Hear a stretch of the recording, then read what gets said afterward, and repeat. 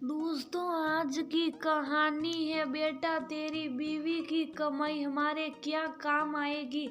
दोस्तों, कहानी शुरू करने से पहले अगर आपने चैनल को सब्सक्राइब नहीं किया हो तो कर लीजिए ताकि आपके पास पहुंच सके हर नया वीडियो। रसीता के ससुराल वाले थोड़ी देर में घर पहुंचते होंगे। देखो, मुझे मिठाई, नमकीन, मेवा, मिष्ठान भंडार से ही चाहिए और गुड्डू फल ले आया या नहीं, और ये लड़की अब तक घर पहुंची क्यों नहीं है, जरा से फोन कीजिए।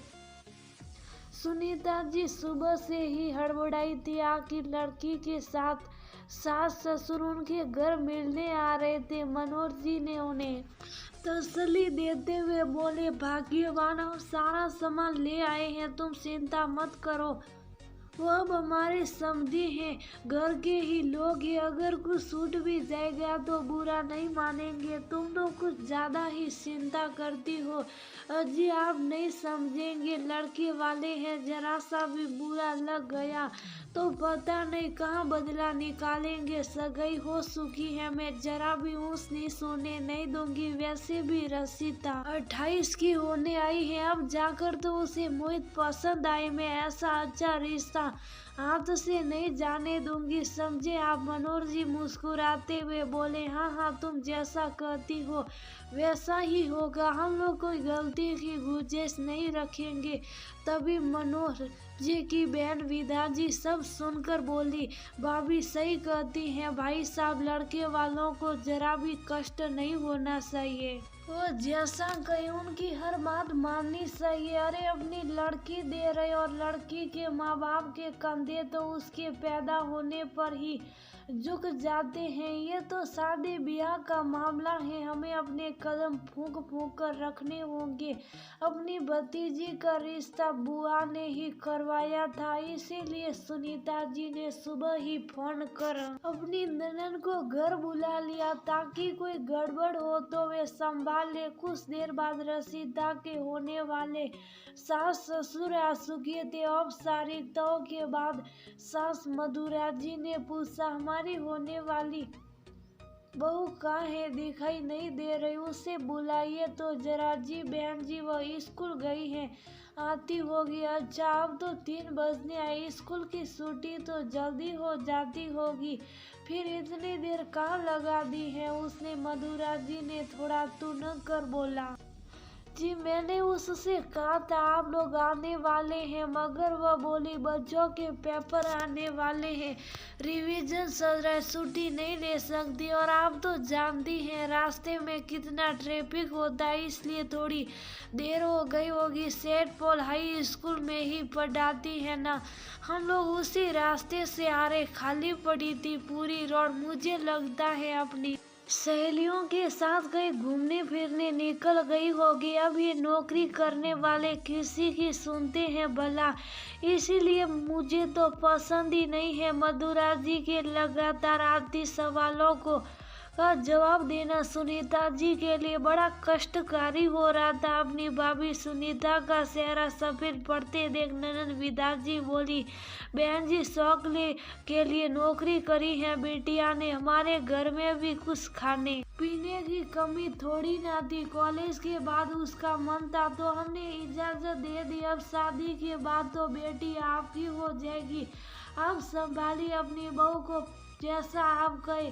बातों की जलेबी कैसी बनाई जाती है ये सब विदा जी से अच्छे से जानती थी। हाँ बहन जी, बहुएं तो घर की शान होती हैं, ऐसे दर बदर भटकने से हम अपनी शान फीकी थोड़ी ना होने देंगे भाई। हम तो अपनी बहू को अपनी पलकों पर बिठा कर रखेंगे। क्यों जी? सुनीता जी को ये सारी बातें अच्छी नहीं लग रही थी। उनका हमेशा ये सपना था बेटी को पढ़ा लिखा कर अपने पैरों पर खड़ा करेगी, इतना सक्षम कर देगी कि कभी किसी के सामने उसे हाथ ना फैलाना पड़े। माना घर परिवार में सब अपने होते, मगर यहाँ बात स्वाभिमान की आती है, वो सिर्फ अपनी आर्थिक स्थिति को मजबूत होने से ही आती हैं।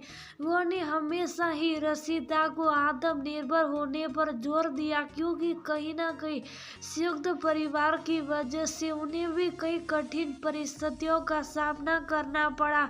वे हमेशा सोचती, अगर वे आर्थिक रूप से सक्षम होती तो छोटे मोटे खर्चों के लिए, अपने शौक पूरे करने के लिए किसी के सामने हाथ नहीं फैलाना पड़ता।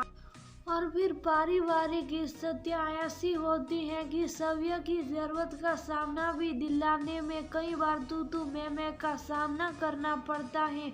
उनकी बेटी को ऐसी परिस्थितियों का सामना ना करना पड़े, इसीलिए उसके आत्मनिर्भर होने पर उन्होंने शुरू से जोर दिया। मगर उन्हें मधुरा जी की बातें कुछ अच्छी नहीं लग रही थी। दरवाजे पर ही सारी बात सुनकर रसीदा को बड़ा गुस्सा आया। फिर वह बड़े आदर के साथ बोली, आंटी जी, मेरी नौकरी मेरा आत्म सम्मान है, मेरा स्वाभिमान है, इसे मैं कभी नहीं छोड़ सकती। और पिछले 3 साल से मैं इतनी मेहनत इसलिए नहीं कर रही कि किसी की घर की बहू बनते ही मैं आराम फरमाऊंगी।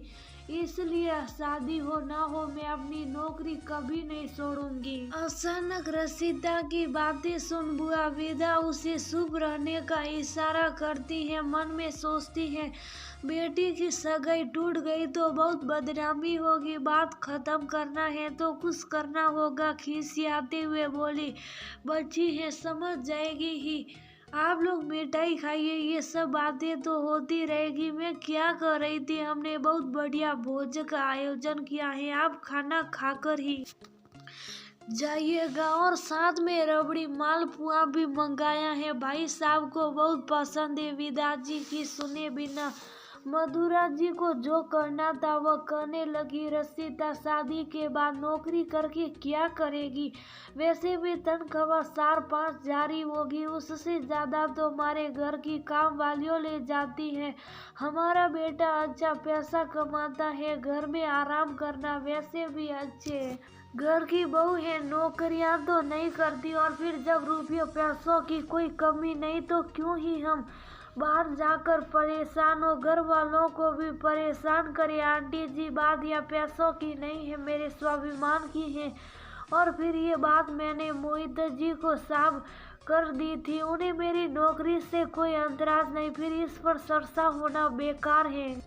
अरे हम चाहते हैं कि तुम नौकरी नहीं करोगी। मोहित कौन होता है, वह भी तो बच्चा है, कह दिया होगा। अब हम कह रहे हैं कि हमारे घर की बहुएं नौकरी नहीं करती तो नहीं करती। देखो, तुम्हारी सास और तुम्हारी दोनों नंदे भी घरेलू हैं, तो क्या वह दुखी है? क्या हम उनका सम्मान नहीं करते? जरा ऊपर से नीचे तक देखो, इन्हें कैसे गहनों में लदी रहती हैं। तो सोचो, तुम्हारी कमाई हमारे किस काम की?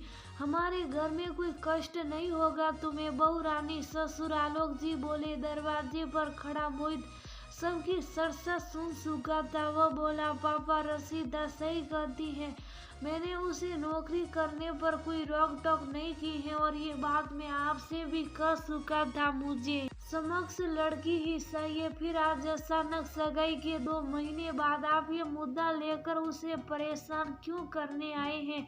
वह तो अगर मम्मी आप अपना पर्स घर पर नहीं भूलती तो मैं आकर आपकी मंशा नहीं समझ पाता। और आपको एक बात बता दूं, आपकी बहू की लगन मेहनत की वजह से आज ही उसने SSC की परीक्षा पास की है, अफसर बनने वाली है। चलिए एक काम करते हैं, सगाई तोड़ देते हैं, थोड़ी बदनामी ही तो होगी, मगर कम से कम रसीदा को उसके सपनों में रंग भरने का मौका तो मिल जाएगा। और रही रसीदा की शादी, तो अब तो उसके लिए लड़कों की लाइन लगेगी। मधुरा जी और आलोक जी ने अपने बेटे की बात सुन अपने सुर बदल दिए। जब पता चला बहू अफसर बनने वाली है, साथ में डर लगने लगा, बेटा सगाई ना तोड़ दे, आखिर इतनी कमाई तो काम की होगी। अरे शुभ शुभ बोल बेटा, माना हमारे घर की बहुएं नौकरी नहीं करती तो क्या हुआ? रसीदा को अपने घर की बहू बनाकर हम नई शुरुआत करेंगे। अपनी बहुओं को ही नहीं, बेटी को भी आगे बढ़ने की प्रेरणा देंगे। आखिर हमारी बहू हमारी शान ने सुनीता जी को तसल्ली थी, कम से कम होने वाले दामाद उनकी बेटी की भावनाओं को अच्छे से समझते हैं और पूरा सपोर्ट करते हैं।